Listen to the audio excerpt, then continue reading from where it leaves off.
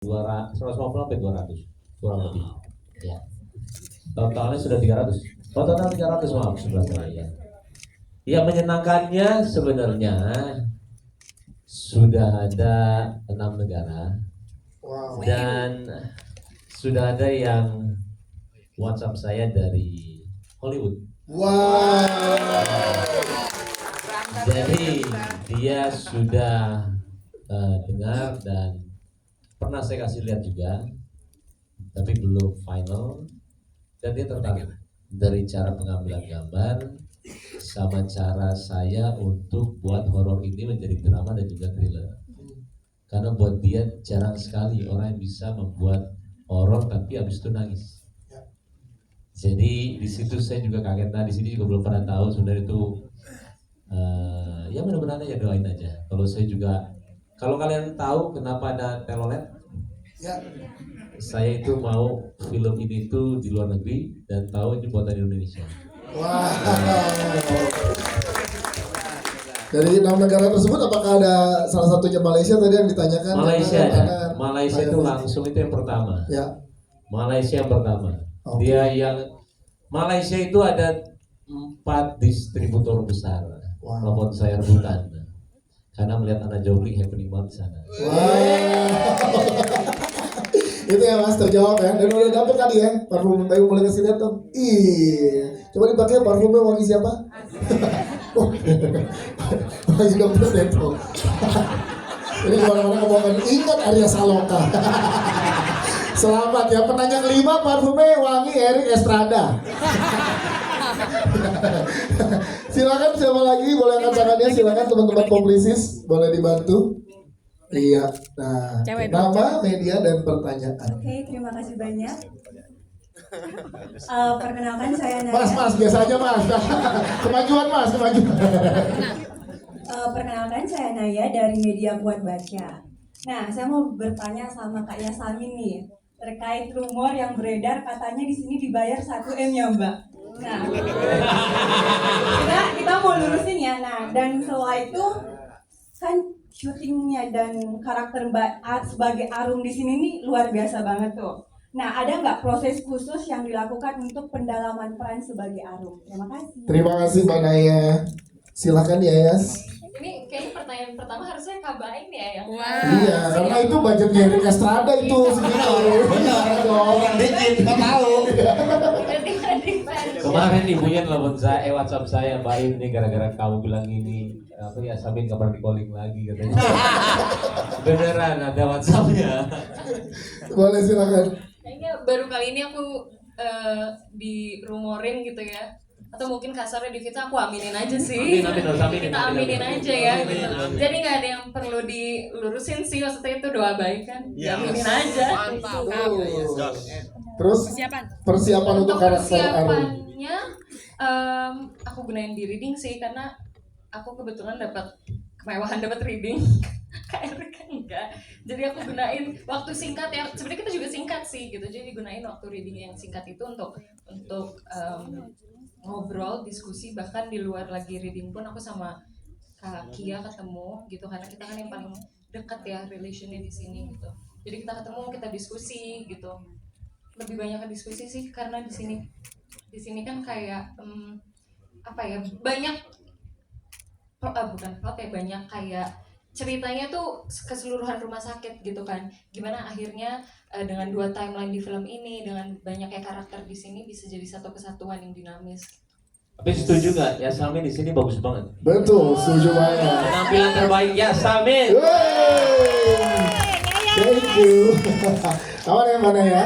Siap, terima kasih. Selanjutnya, silakan teman-teman publisis, boleh dibantu yang mana? Iya. Silakan nama, media, dan pertanyaannya. Halo, selamat sore. Perkenalkan saya Vicky dari Media VOD. Pengen nanya ke Kak Ana sih sebenarnya. Sebelumnya selamat, sebelumnya keren banget. Thank you. Pengen nanya ke Kak Ana untuk make upnya sendiri sebagai dokter tantri. Ya itu kira-kira berapa lama sih proses make upnya, dan ada referensi nggak sih untuk memainkan karakter si itunya? Oke, Yes, thank you. thank you. Prosesnya Ya. lama. Sebelum kami bikin film ini, I had to do apa? Cast molding Gak untuk apa-apa, dia bisa bahasa Inggris kok. molding. Tapi di set 2 jam for makeup Ya. pagi, 2 jam. 2 jam sampai 3 jam setiap hari, and then untuk like cuci or buka the costume would take about sejam setengah. So Anna akan first on set and last untuk balik pulang ya. Dan apa soalnya? Ada referensi, yes. Oh banyak, sebab Ana akan discuss dengan Kak Baim nak tengok filem apa untuk dapatkan reference untuk Tantri, seniman Tantri, and macam mana dia characteristics dia macam mana. So kena tengok banyak filem untuk buat cerita Baim. Oke, thank you Ana. Thank you. Ada lagi, silakan, masih ada 2 lagi, boleh ya? Siap, silakan, boleh dengan tangannya, silakan teman-teman. Publicis. Udah ada yang megang ya? Ya, silakan Mbak. Selamat sore, saya Adele dari Southeast Asia Today atau Si Today. Aku punya beberapa pertanyaan, ada 3 buat Kak Baim. Boleh, silakan. Oke, yang pertama saya penasaran sih, pengen tahu kenapa Dokter Tito di sini sebagai main villainnya dibiarkan hidup ya di akhir. Apalagi tadi tokohnya Pika bilang kan kayak dia janji ke Dokter Tantri akan ngasih kedamaian, makanya jangan dibunuh. Nah, saya pengen tahu pertimbangan apa yang mendasari keputusan agar main villainnya ini nggak dibunuh. Itu yang pertama. Yang kedua, saya ngelihat di film ini kan tadi banyak menampilkan adegan yang eksplisit ya, mulai dari sexual harassment, assault, rape, violence segala macam. Saya mau nanya kenapa nggak ada trigger warning ya di bagian depan awalnya, karena saya sebagai perempuan ngerasa cukup ke-trigger saat nonton banyak adegan ini yang menurut saya itu cukup eksplisit. Itu yang kedua. Yang ketiga, saya pengen tahu dari Kak Baim sebenarnya pesan utama apa sih yang ingin disampaikan dari film ini.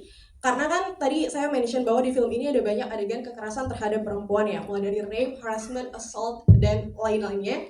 Dimana kita tahu lagi banyak banget nih kekerasan terhadap perempuan, gak cuma di Indonesia tapi juga global. What are you trying to say through this movie? Karena saya takutnya kok film ini malah jadinya mengeksploitasi rasa sakit dari korban ya, instead of memberdayakan korban dan perempuan itu sendiri. So I'm curious to know what you think about this movie. Thank you. Thank you Thank so you. much for the Kamu question. pinter banget loh. Sebenarnya kerja di Tiger Wong gitu. Ada gitu ya, Prescott nanya di hire. Lagi dong nih. Boleh, bener. Oke, pertanyaan pertama adalah Dokter Tito dibiarin punya. jangan Dokter Tito, sebenarnya Ida itu hidup.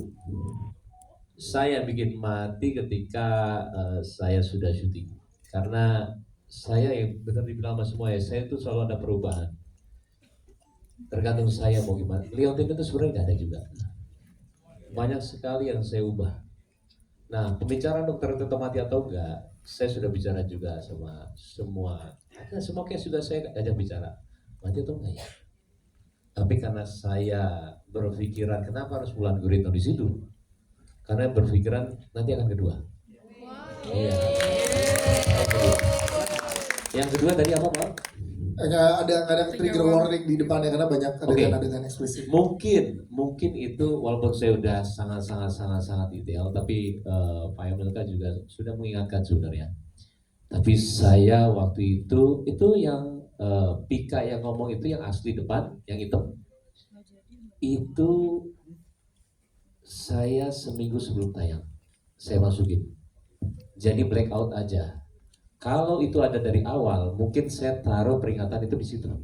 Tahu nggak setelah ada Mas Yayu tuh ya meninggal, kita berduka cita, itu kan hitam blackout. Harusnya itu tulisan hitam. Itu masukan yang benar sebetulnya. Cuman saya tidak pernah menyangka kalau saya itu memasukkan suara Pika asli di depan.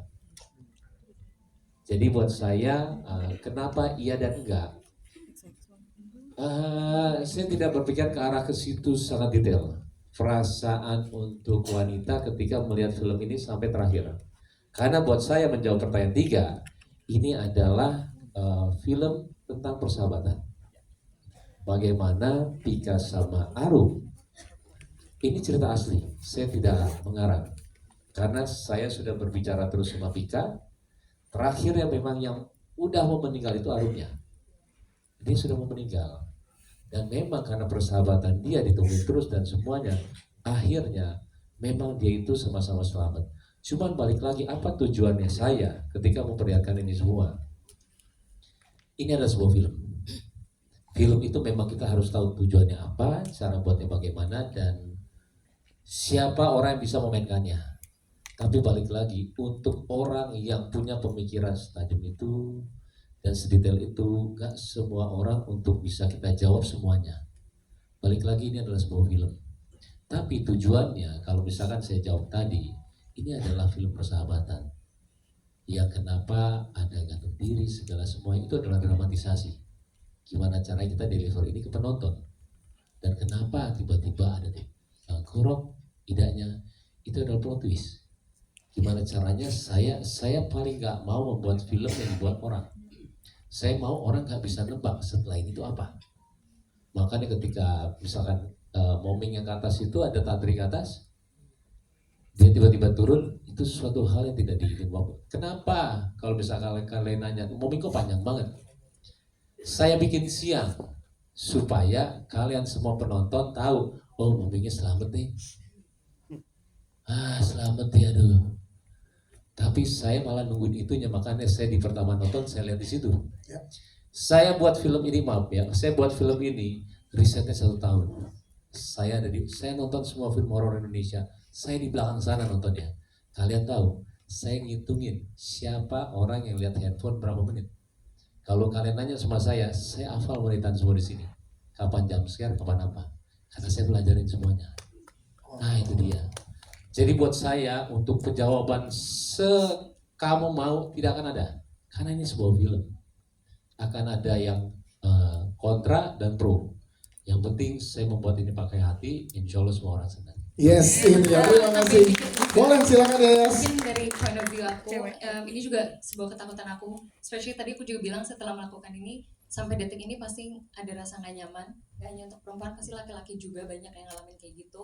Jadi semoga setelah menonton, instead of focusing on that, focusing on di sini menurut aku perempuannya gak ada yang menyerah. Justru malah boundaries mereka yang dilewatin. Karena even menurut aku kedatangan Tantri bukan sekedar balas dendam aja. I think Tantri is trying to help Arum yang ada di dalam keadaan yang sama gitu. Mungkin kalau Tantri is still here, she would do that. And because she's not here, itu adalah cara dia bantu. Hopefully itu bisa jadi point of view yang berbeda ya gitu. Jadi setelah menonton, instead of ya mungkin gak salah juga untuk trigger. Of course it's gonna trigger orang yang menonton. Cuman hopefully bisa ada point of view itu yang didapetin setelah menonton gitu sih. Yes, ini dia. Satu lagi terakhir. Silakan. Sebenarnya saya ketika ini FGD juga sama Pika sama Arum, Tasya sama Yasamin. Tahu nggak ini komplain apa? Apa? Softtek yang merah. Mbak, Mas Baim, kenapa kenapa itu dilihatin aku nggak bisa? Karena umuran dia memang kita FGD sama semuanya. Ketika saya mau angkat, saya tanya sama Oka, sama Arya, sama semuanya.